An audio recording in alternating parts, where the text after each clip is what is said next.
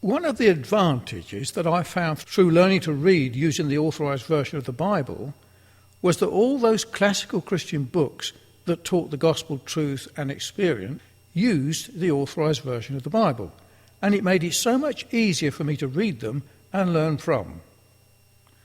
One such author was John Bunyan from Bedford, who was sent to prison in England for preaching the gospel in the 17th century, and in prison he wrote his classic, The Pilgrim's Progress. Another author was Martin Luther and his Bondage of the Will, a translation into the English tongue. Another, Dr. John Gill and his Body of Practical and Doctrinal Divinity, John Owen, and many more. It seemed to me that all those Christian authors who were of the Reformed tradition in respect to the way of salvation by Christ alone wrote and quoted from those manuscripts that the Authorised version of the Bible was translated from.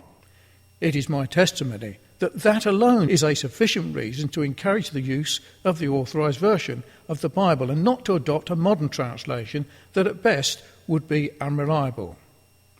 I have yet to meet a man who uses a modern version of the Bible that teaches the doctrines of grace or the Reformed doctrine of salvation by Christ as opposed to Arminianism.